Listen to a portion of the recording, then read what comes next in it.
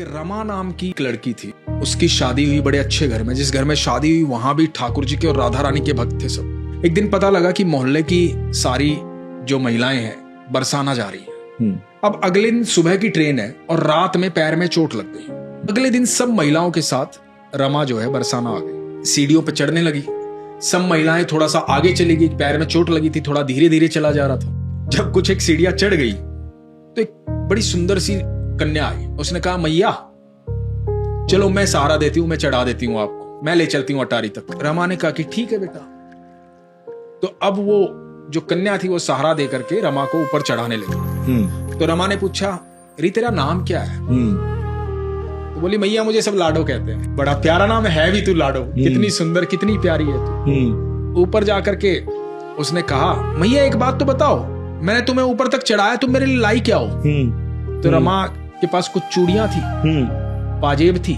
सोचा छोटी बच्ची है, पहनेगी, सुंदर लगेगी, उसको दे दी। बोले, मैया ये तो श्रृंगार का सामान है, ये तो अधूरा है। माँ ने कहा कि बेटा कल फिर आऊंगी, अब मैं सारा आज दे दूंगी तो कल मुझे कौन चढ़ाएगा ऊपर? कल सुबह मिलना तू मुझे। अब रमा उसके लिए चुनरी लेके आई, लहंगा लेके आई। अब रोज रमा कुछ न कुछ उसके लिए लेके आती। 6 दिन तक ये सिलसिला चलता रहा। 6ठे दिन जब रमा पहुंची तो उस कन्या के साथ एक बड़ा सांवला सा, सुंदर सा, मोटी मोटी आंखों वाला एक बच्चा भी था।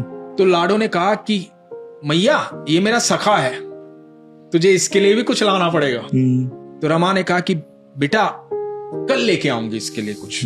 7वें दिन जब पहुंची रमा, उसके सखा के लिए पीतांबरी लेकर गई, मोर पंख लेकर गई, मुकुट लेकर गई, बांसुरी लेकर गई, कान्हा जी के रूप का सारा सामान लेकर गई कि ये इस पे सुंदर लगेगा। तो फिर रमा ने पूछा कि बेटा एक बात तो बता, मैंने तुझे इतना श्रृंगार का सामान दिया, चुनरी दी, लहंगा दिया, ये सब कुछ दिया, पर तू पहनती तो है नहीं। तो बोली, अरे मैया कल राधा अष्टमी है ना, कल पहनूंगी। तो रमा ने कहा ठीक है बेटा।